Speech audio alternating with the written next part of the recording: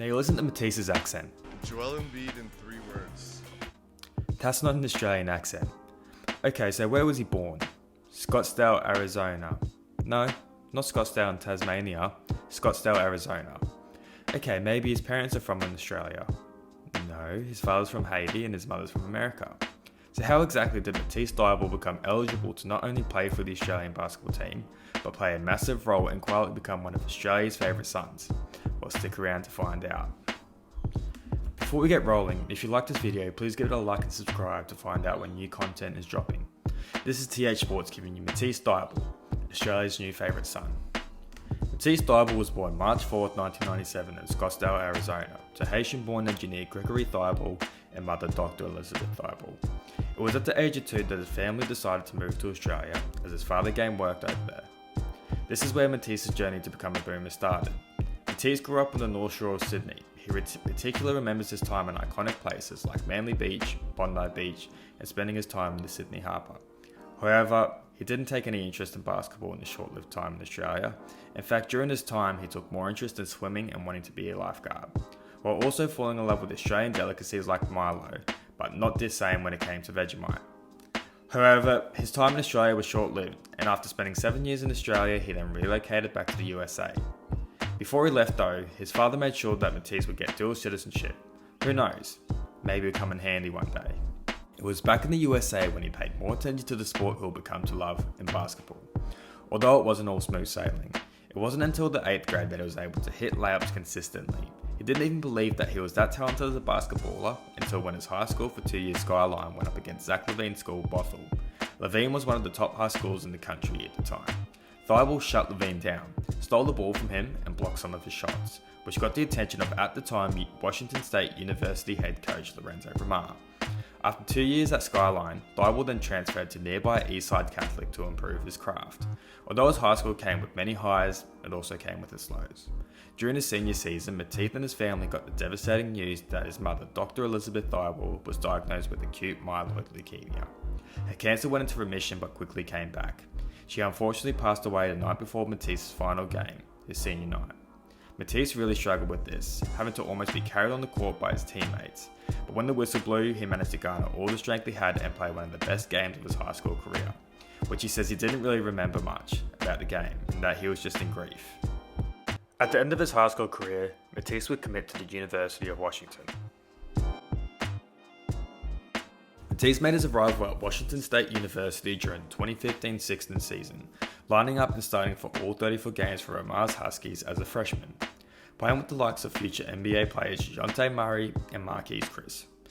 During this season, the team finished with a 19-15 record and would get bounced out in the second round of the national tournament by San Diego State, with Matisse finishing with averages of 6.2 points, 3.2 rebounds and 1.6 assists in 24 minutes. In his second season, expectations were high after recruitment of 5-star recruit and future first-round pick in the NBA draft Markelle Fultz.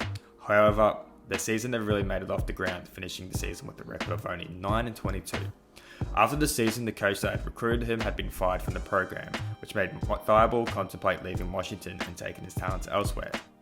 It wasn't until he sat down with the new head coach Mike Hopkins that he was sold on the team and convinced Matisse with the defensive strategy being put in place, the 2-3 zone, which Hopkins had success with as a long-time assistant at Syracuse. With a few hurdles on the way, the defensive strategy ended up excelling, with team captain Thybulle being the main focal point. During the season, they were able to upstage Final Four finalist Kansas and limiting their conference team's points to under 62 points and forcing over 17 turnovers per game, both league highs. Thybulle finished the season as the Pac-12 Defensive Player of the Year while averaging 11.2 points per game and setting a University of Washington record of 101 steals in a season. The team unfortunately were unable to make the NCAA tournament. During the 2018-2019 season, Matisse was able to even go a step higher for the team. One moment specifically came when he averaged 13.5 points, 6 steals and 4.5 blocks and 5 rebounds to earn Pac-12 Player of the Week honors. If there was a defensive record to break, he was going to break it. He led the NCAA Division I in steals with 126, beating a conference record previously held by the great Jason Kidd. Ranked 8th in blocks in the country with 83, becoming the only player in the past 2 decades to record more than 100 steals and 80 blocks in a single season, and broke the Pac-12 all-time leading steals leader, none other than the glove himself, Gary Payton. Hearing all these records, it would come as no surprise that Matisse would go on to win the Naismith Defensive Player of the Year. His final season with the Huskies, he would go on to average 9 points, 3 rebounds, 3.5 steals, and 2.3 blocks while making the NCAA tournament. They would go on to lose in the second round to number 1 seed North Carolina. After his final season with the Huskies, it was time for Matisse Thybulle to move on to bigger and better things, that being the NBA. There wasn't much question on whether Matisse would get drafted, it was only a matter of time of when. There were rumours that the 76ers were absolutely sold on him, being the piece they needed on their journey to win a championship. They were sold on him in that much that they traded up from the 24th pick in the draft to the 20th from Boston so they could secure Thybulle's talents. He would go on to get signed with the 76ers and join fellow Australian Ben Simmons. Matisse's first time on the NBA court didn't exactly go to plan, however, being tasked with the job to defend the Boston Celtics All-Star Kemba Walker. He would eventually go on to play only 11 seconds in the first quarter, collecting 2 fouls straight away. Later on in the game, he was able to get his payback, getting a clean steal in the block on Kemba and finishing the game with 2 blocks and 2 steals. Matisse would eventually find his groove, having the best game of his rookie season and a win against the Raptors. Matisse scored 20 points, hitting 5 3-pointers and making 3 steals, becoming the only player in Philadelphia history, other than the great Allen Iverson, to have that stat line in their rookie season. However, this season didn't come with its challenges, as the NBA was put on hold due to COVID-19. Lucky for us Matisse fans, this introduced more of Matisse into the world, as he started his bubble vlogs, which spanned over 9 episodes of what Matisse and some of his NBA mates got up to in the bubble. This allowed us fans of the NBA insight of what was happening in the bubble and helped grow Matisse's popularity. Unfortunately for the 76ers, the bubble wasn't as kind to them as the rest of the NBA, and they were swept in the first round by the Boston Celtics. The second season allowed for an increased role for Matisse, and with new coach Doc Rivers, expectations could never be higher for the 76ers to win a championship. Matisse was no longer a rookie and had his role solidified as an off-the-bench defensive specialist. Matisse would have a few games where he showed flashes of his offensive capabilities, however, he knew his mark was best made on the defensive end, being the NBA leader with 3.8 steals per 100 possessions, as well as 5.6 deflections per 36 minutes.